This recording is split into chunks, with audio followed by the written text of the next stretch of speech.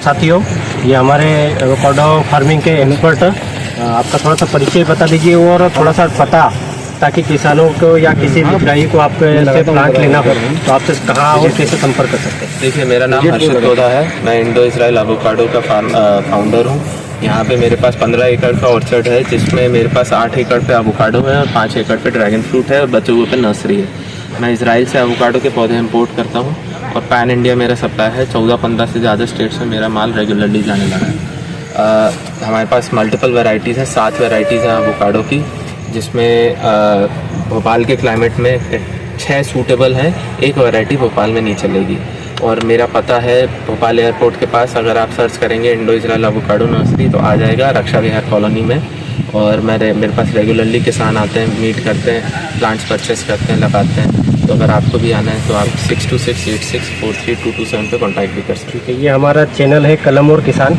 इसके माध्यम से हम प्रचार प्रसार कर हमारे किसानों तक इस आपके खेती के बारे में पहुँचाए। क्या नाम है भैया आपका? हर्षित गोदा। हर्षित गोदा जी, इंडो इजराइल एवोकाडो फार्म से। अच्छा, और इंडो इजराइल एवोकाडो नर्सरी भी है मेरी।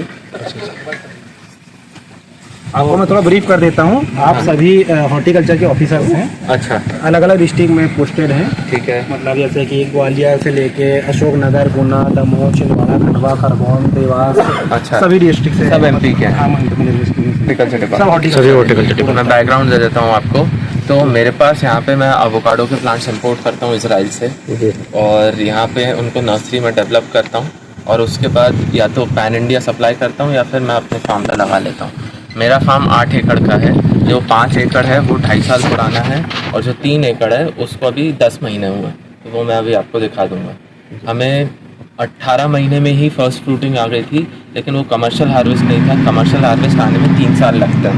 तो अभी हमारा जो 2.5 साल का ऑर्चर्ड है वो भी कमर्शियल हार्वेस्ट नहीं दे रहा है। अभी हमने उसमें से फ्रूट तोड़ दी, क्योंकि 3 साल के पौधे से पहले आपको फ्रूट लेना नहीं चाहिए कायदे से। तो वो अभी थोड़े से पेड़ों पर रखे हैं डेमोन्स्ट्रेशन के लिए, वो मैं आपको दिखा दूंगा। अब इसका जो मेन रीज़न है कि मैं इजराइल से क्यों इंपोर्ट करता हूँ, वो है रूट स्टॉक्स। तो रूट स्टॉक्स क्या है? प्लांट, आप सब हॉर्टिकल्चर के, एग्रीकल्चर के, आपको पता है क्या होता है। ग्राफ्ट के नीचे वाले पार्ट को बोलते हैं। तो इंडिया में जो एग्जिस्टिंग नर्सरीज हैं वो लोकल सीड पे उगा के आपको पौधा ग्राफ्ट करके दे देते हैं। हम लोग स्पेसिफिक रूट स्टॉक्स यूज करते हैं इजराइल के, जिनका नाम है देगनिया, आशदोद, ज़िफ़्रेन, फेयरचाइल्ड। ये 4 मेन वेराइटीज़ हैं रूट स्टॉक्स की, और ये आपकी प्लांट को ज़्यादा डिजीज रेजिस्टेंस देते हैं, ग्रोथ देते हैं, विगर देते हैं, और यील्ड ज़्यादा आती है। तो इसलिए हम specific commercial root stocks use करते हैं। ज़्यादातर जैसे अगर आप लोकल सीड पर पौधा उगा के ग्राफ्ट करके लगा दोगे तो वो हॉबी ग्रोअर के लिए ठीक है, लेकिन जो लोग कमर्शियली इसकी खेती करना चाहते हैं उनके लिए ये आइडियल नहीं है ना। तो अब मैं आपको नर्सरी, फर्टिगेशन रूम और ऑर्चर्ड दिखा देता हूँ, फिर अपन इसमें डिस्कस करेंगे। तो यहाँ पे हम इन टैंक्स में फर्टिलाइजर मिक्स करते हैं, और उसको फाइफार्म करके एक कंपनी है, उसका हमने फर्टिगेशन सिस्टम लगाया ऑटोमेटिक। अच्छा, तो ये पूरी फील्ड को फ़ोन से कंट्रोल कर सकते हैं फर्टिलाइजर को। तो डेली फर्टिलाइजर जाता है। पिछले साल हम 5:3:5 का रेशियो देते थे NPK का, लेकिन उससे हमें पता चला कि हमारे पानी में भी पोटेशियम है और फील्ड में सैचुरेट हो चुका है पोटेशियम। तो हमने फिर 8:3:0 कर दिया रेशियो। वो पूरा उसका साइंस जो है वो मैं एक कोर्स भी बना रहा हूँ, उसका नाम है Indo Israel avocado fertigation course. Digital course रहेगा, तो उसमें हम बता रहे हैं कि आप अपनी फील्ड के सॉइल, लीफ और वाटर एनालिसिस के बेसिस पे आप अपना फर्टिगेशन शेड्यूल कैसे बना सकते हैं। इसका कॉस्ट क्या है टोटल? इस फर्टिगेशन ये पूरा 7 लाख का है, जिसमें ये मशीन है, वो सोलोनाइट बोल्स हैं पीछे आपके, जो पूरा ऑटोमेटिक कंट्रोल होते हैं। फर्टिगेशन टैंक्स हैं। तो इसमें हम क्या करते हैं, जैसे आज हमारे नर्सरी मैनेजर है, तो रख दिया पानी के साथ फर्टिलाइजर, फिर जैसे ही ड्रिप इरिगेशन चालू होता है, इनमें से कुछ टैंक्स चालू हो जाते हैं पर्टिकुलर फील्ड पे, उसमें रेगुलर बेसिस पे पानी जाता है। इसको रोज फर्टिगेशन की ज़रूरत है। हम ये नहीं करते कि 10 दिन में एक बार दे दिया या 15 दिन में एक बार दे दिया। स्मॉल डोजेस में, माइक्रो डोज में डेली फर्टिलाइज करते हैं। हाँ, और ये हमारी जिससे पानी में, हाँ, तो इसके थ्रू, जैसे मोटर से आपने इसमें तो दे दिया पानी, मोटर जो है वो यहाँ से चलती है, तो ये भी पूरा फोन से कंट्रोल करते हैं। ये पूरी एक हाइड्रोपोनिक नर्सरी है। इसमें हम सॉइल नहीं यूज़ करते। हमारा 100% मीडिया कोकोपीट रहता है, और कोकोपीट में हम कंट्रोल रिलीज फर्टिलाइजर मिलाते हैं। तो स्टार्टिंग के 3-4 मंथ तो हमें फर्टिगेशन भी करने की ज़रूरत नहीं है। उसके बाद हम ड्रिप के थ्रू, जैसे ये है, ये ड्रिप लाइन के थ्रू फर्टिगेट करते हैं। एरो ड्रिपर्स है ये, एरो ड्रिपर्स। हाँ। तो यहाँ अंडरग्राउंड पाइपलाइन डली है, इनसे लैटरल के थ्रू ये पानी जाता है, वॉल्व ओपन बंद कर सकते हैं, और ये एरो ड्रिपर के थ्रू इसमें फर्टिलाइजर चला जाता है, क्योंकि कोकोपीट न्यूट्रल मीडिया होती है, उसमें उसके खुद के कुछ न्यूट्रिएंट्स नहीं होते। और जो फर्टिलाइजर हम मिलाते हैं कंट्रोल रिलीज, वो ये ग्रीन कलर का दिख रहा है आपको, है ना, ये बासाकोट मिनी करके एक फर्टिलाइजर आता है, 16:8:12 का रेशियो है इसका, और माइक्रो न्यूट्रिएंट्स भी होते हैं इसमें। तो ये 2-3-4 महीने तक के तो ऑटोमेटिक फर्टिलाइज करता रहता है, हमें कुछ नहीं देना पड़ता। उसके बाद फिर हम अपना रेशियो देते हैं इसको 5:3:5 का। अपना जो आपका वो क्या साइज का रहता है? इतना सा रहता है, मतलब इससे भी छोटा रहता है, और 1 लीटर के पॉट में रहता है। पॉट पे रहता है। हाँ, फिर हम आते हैं उसको ट्रांसप्लांट करते हैं। हाँ, ग्राफ्टेड आता है ना प्लांट। तो देखिए जो मैं आपको बता रहा था रूट स्टॉक और वैरायटी का, तो ये रूट स्टॉक है, ये ग्राफ्ट से नीचे का पार्ट। अब ये है किस पे है, ये आशदोत। तो ये रूट स्टॉक जो है ये आशदोत है, और ऊपर जो वैरायटी है वो एटिंगर है। तो रूट्स इसमें आशदोत की लगी है और वैरायटी है एटिंगर है, ठीक। तो अब ऐसी मेरे पास 7 वैरायटीज हैं, उसमें से 4 ग्रीन स्किन ब्लैक स्किन है और 3 ग्रीन स्किन है। यूजुअली मार्केट में ब्लैक स्किन एवोकाडो की रेट ज़्यादा मिलती है, ग्रीन स्किन की बड़ी मंडी में रेट थोड़ा सा कम मिलता है।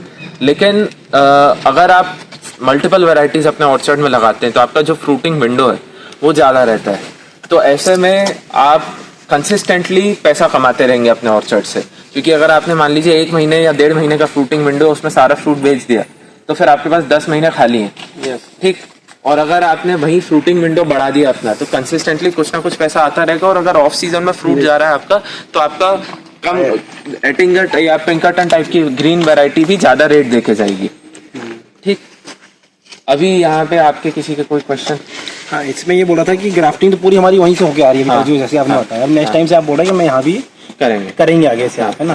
हाँ, ठीक है, वो कर सकते हैं। इसमें देखिए जो सबसे बड़ा सक्सेस कितना है इसमें, ये रूट स्टॉक और करके देखा नहीं ना, इसमें सब अलग अलग वैरायटी के कॉम्बिनेशन से, सारे रूट स्टॉक सारी वैरायटी पे वर्क नहीं करते हैं, तो उसका specific root stock plus variety का कॉम्बिनेशन रहता है कि ये रूट स्टॉक इतनी वैरायटी के साथ चलेगा, ये इस पे नहीं चलेगा। तो वो प्रोप्राइटरी इन्फॉर्मेशन है, वो मैं ऐसे शेयर नहीं कर सकता। थॉट कैसे आया आप क्या ये करने का? मैंने यूके में अपना बीबीए किया था, मार्केटिंग में पढ़ाई थी मेरी, और वहाँ पे मैं एवोकाडोस रेगुलरली खाता था। हाँ, और वहाँ पे बहुत महंगा बिकता था। उसके बाद फिर मैंने जब इसका पता किया कि कहाँ उगता है, कैसे होता है, तो पता चले इजराइल की सबसे प्रॉफिटेबल क्रॉप है। तो उसके बाद फिर मैं इजराइल गया, इसका काम सीखा, 1-1.5 महीना वहाँ रहा। उसके बाद इजराइल के कंसल्टेंट्स यहाँ बुलाए, उसके बाद प्लांट्स बुलाए। तो प्लांट्स पहले मैंने अपने ऑर्चर्ड के लिए बुलाए, उनको लगाया, पैरेलली मैंने दूसरों को ट्रायल के लिए भी भेजना शुरू कर दिया। और उसके बाद फिर अब पैन इंडिया 14-15 स्टेट्स से ज़्यादा में मेरा माल जा रहा है, और सब में फ्लावरिंग तो आ ही रही है। फ्रूटिंग के लिए मैंने उनसे कहा है 3 साल का आप वेट कीजिए, उससे पहले फ्रूट मत लीजिए। फिर भी कुछ कस्टमर्स हैं जो थोड़ा बहुत लेके रख रहे हैं, है ना।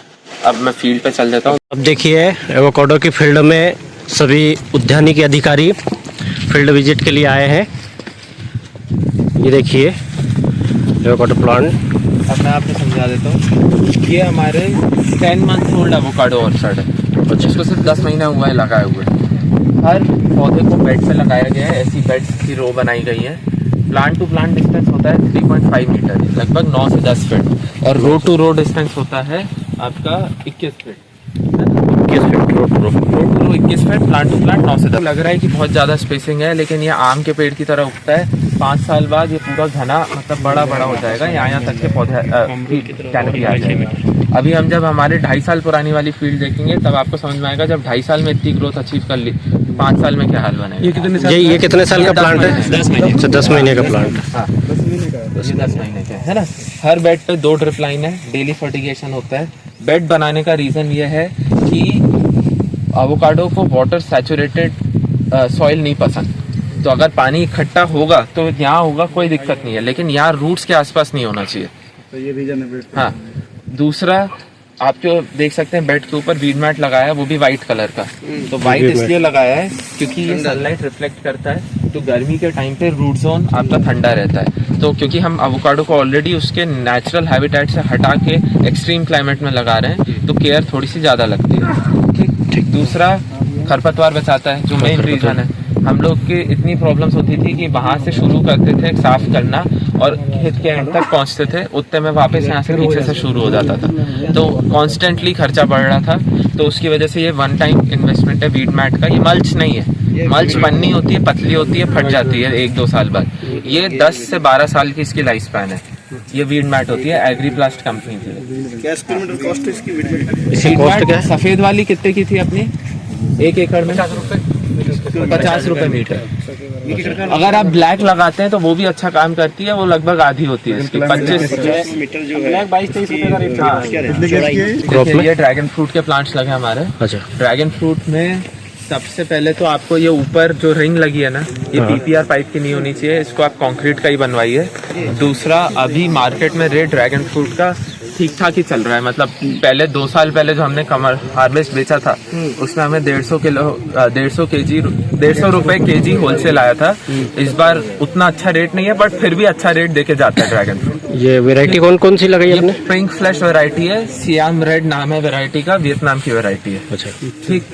और आप चाहें तो अगर जो लोग इसकी इंटेंसिव फार्मिंग करना चाहते हैं वो ट्रेलिस सिस्टम पे भी कर सकते हैं। मेरे कस्टमर ने करी है, तो वो ट्रेलिस सिस्टम में तार के थ्रू बांधते हैं पौधे को और छतरी की तरह शेप ना देके उसमें फिर एक टनल की तरह शेप दिया जाता है। ऐसे भी जाते हैं पौधे और ऐसे भी जाते हैं। ये फ्रूटिंग चालू कितने महीने में हो गई? ये तो 1 साल में फ्रूटिंग देने लगता है, लेकिन कमर्शियल हार्वेस्ट इसमें भी 2 साल लगते हैं। 2 से 2.5 ये मैंने लगाया था इतना ही पौधा लगाया था, वो उतना ही रह गया। आपने रूटेड कटिंग नहीं लगाई, जो फुटिंग आपको जो कटिंग लगानी है रूटेड लगानी है। दूसरा कि आपने बिना रूट्स वाली कटिंग लगाई होगी ना, हो सकता तो आपको रूटेड कटिंग लगानी होती है। रूट निकल ये कहाँ से पौधे वगैरह भी 8,000 तैयार है मेरे पास अभी। एक प्लांट की कॉस्टिंग है इसकी 200 रुपए एक प्लांट बेचते हैं। इसके ऊपर अच्छा, इसका जो गोलाई में भी वो रखा है। वो रिंग होनी चाहिए कंक्रीट की, ये पीपीआर पाइप नहीं होना चाहिए। इसका टायर भी लगा सकते हैं, टायर भी लगा सकते हो, अच्छा, इसका क्यों लेकिन सबसे बेस्ट इसका क्यों मना कर? ये पूरा आड़ा टेढ़ा हो जाता है तो हमें दिक्कतें आती हैं। अच्छा। हम उस पे हमने वो रखी ना, वो करके रिंग। देखा, देखो वो वाली वो टायर पे ही है, तो अब हम धीरे धीरे इसको फेजेस में रीशेप कर देंगे। फ्रूटिंग का अगस्त जुलाई एंड से शुरू हो जाती है। अभी हमने 1.5 टन इसमें से अभी पिछले हफ्ते हार्वेस्ट किया है और 5 फ्लश आते हैं पूरे जुलाई, अगस्त, सितंबर, अक्टूबर तक के, कभी कभी नवंबर में भी आते हैं। तो 5 फ्लश से आप एक्सपेक्ट कर सकते हो। अगर आपने इंटेंसिव किया हुआ है तो 5 टन पर एकड़ भी निकाल सकते हो। हमारा उतना इंटेंसिव नहीं है, हमारा अभी तक के ऑर्गेनिक प्रैक्टिस चल रही है। हाँ, थोड़ा सा इसमें बता दीजिए कि इसमें लगभग प्रॉफिट कितना हो जाता है? इसमें देखिए, आप अगर मार्केट में 100 रुपए केजी होलसेल भी मान के चलो, और अगर आप कायदे से फार्मिंग कर रहे हो इसकी, मतलब प्रॉपर फर्टिगेशन शेड्यूल के साथ, तो 5 टन एकड़ निकाल सकते हो। 5 टन और इंटू 100 रुपए इज 5 लाख रुपए। 5 लाख रुपए पर एकड़। लेकिन हमारी ये इंटेंसिव फार्मिंग नहीं है, हमारा ऑर्गेनिक 80% है और केमिकल 20% है। तो इसलिए ग्रोथ वैसी नहीं है जैसी कमर्शियल फार्म्स की होती है। तो जो लोग कमर्शियली करना चाहते हैं वो इतना निकाल सकते हैं। ऑर्गेनिक के बता रहे हैं? ऑर्गेनिक में मेरी कम है इससे। हाँ, मेरे को 5 एकड़ से 10 टन के आसपास निकलता है। इस तरह से और ये भी पूरा ऑर्गेनिक नहीं है, इसमें हमने केमिकल्स यूज किए हैं। ये लग जाता है हाँ, ये लग जाएगा। और ये इस तरह से वो इसमें नहीं roots होगा। हैं। हाँ, लेकिन ये कहाँ, ये यहीं से उठाई? हाँ, यहीं से उठाई ना। इसमें रूट्स हैं तो ये हो जाएगा, ये हो जाता है सर। बट अगर आपको कटिंग लेनी है तो हमारे पास फंगस फ्री प्लांट्स रखे हैं अंदर। ये अगर काटा है तो किसी रीजन से काट कर रखा है। ठीक फंगस लग रही है ना। हाँ, हमने तो ज्यादा रखी, 12 फीट रखी है रो टू रो। आप 10 फीट पे रख सकते हो और उसमें आप प्लांट से प्लांट 8 फीट या 6 फीट भी कर सकते हो। 8 फीट या 6 फीट। ये लिख लेना आप। फील्ड अपन ने विजिट किया है। जैसे अगर कोई किसान 1 एकड़ में लगाना चाहता है तो उसे कितनी कॉस्ट आएगी और उसका क्या बेनिफिट हो, कब से बेनिफिट चालू हो, थोड़ा तो मैं बता देता हूँ। देखिए, मेरा 2,500 का एक प्लांट है, 1 एकड़ पे 170 लगता है। 4,25,000 प्लांट की कॉस्ट है और 50,000 का ड्रिप का खर्चा आएगा, 20,000 बेड का खर्चा आएगा। तो लगभग 5 लाख में, 5-5.5 लाख में आप 1 एकड़ का औसत तैयार कर सकते हैं। अगर आप पिंकरटन वैरायटी लगाते हैं तो तीसरे साल से आपको 6 से 7 टन आने लग जाएगा। मार्केट में 180 से 250 रुपये तक के इसका रेट फ्लक्चुएट कर रहा है। अगर अपन 200 भी पकड़ें तो 6 टन इंटू 200 12 लाख रुपये एकड़। लेकिन आपका सारा फ्रूट अच्छी क्वालिटी का नहीं आएगा, आपसे गलतियाँ भी होंगी, है ना। तो हो सकता है थोड़ा फ्रूट डैमेज हो, तो 10 लाख या 9 लाख रुपए एकड़ इससे एक रीजनेबल इनकम है जो आप कमा सकते हो। इसमें दो बीमारियां सबसे कॉमन है अपने क्लाइमेट में, एक है एंथ्रैक्नोज, दूसरा है सूटी मोड। एंथ्रैक्नोज के लिए आपको एमी स्टार करके एक प्रोडक्ट आता है, वो यूज़ करना है, और कॉपर ऑक्सीक्लोराइड यूज़ करनी है। बैसिलस सबटिलिस भी थोड़ा बहुत काम करता है। उसके अलावा सूटी मोल्ड है, वो फ्रूट पे धब्बे आ जाते हैं काले, वो कपड़े से ही साफ हो जाता है, लेकिन अगर आप कॉपर ऑक्सीक्लोराइड यूज़ करोगे वो भी नहीं आएंगे। ये दो मेजर बीमारी है। पेस्ट में देखा जाए तो महू, मीलीबग, ये सब लगता है, वो नॉर्मल इंसेक्टिसाइड से आपका कंट्रोल हो जाता है। कैटरपिलर भी लगता है, तो कैटरपिलर के लिए कौन सी देता है? क्लोरोपेरिफोस। अच्छा, हमारे किसान भाई अगर जैसे मान लो करते हैं तो उसके मार्केटिंग में कोई दिक्कत नहीं? आप मुझे बेच सकते हो, आप ओपन मार्केट में बेच सकते हो। ओपन मार्केट में आप बड़ी मंडी में कोई दिक्कत नहीं आएगी बेचने में, भोपाल में आ सकती है, लेकिन दिल्ली में आज़ादपुर, वाशी, यहाँ पे कोई दिक्कत नहीं आएगी बेचने में। लेकिन कोई भी अगर रेप्यूटेड डिस्ट्रीब्यूटर है तो वो चाहता है कि आप 12 महीने उन्हें सप्लाई करो, ठीक। तो ऐसे में फिर मैं अपनी कंपनी बना रहा हूँ जो ट्रेडिंग और इम्पोर्ट में घुसेगी, तो उसमें आप हमें बेच सकते हो और हम आपका माल आगे बेच सकते हैं। और मैं कोशिश करूंगा कि आपको फेयर प्राइस मिले मार्केट में, क्योंकि मुझे भी जो किसान मुझसे जुड़ रहे हैं उनके साथ लॉन्ग टर्म का रिश्ता बनाना है। एक बार का मार्केट का सीज़न नहीं है, 10-15 साल की क्रॉप है ज़्यादा, बल्कि कुछ चीज़ की 40 साल की लाइफ होती है, एप्पल जैसा।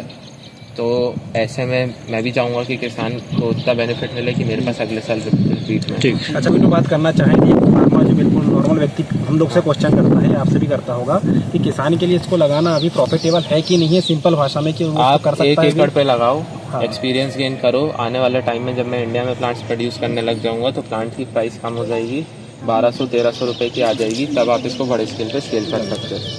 इंटरक्रॉपिंग में कुछ वेजिटेबल भी ले सकते हो, बस मक्का और धान मत लेना, उससे प्रॉब्लम होती है, लेकिन बाकी आप कुछ भी लगा सकते हो इंटरक्रॉपिंग में, कैश क्रॉप।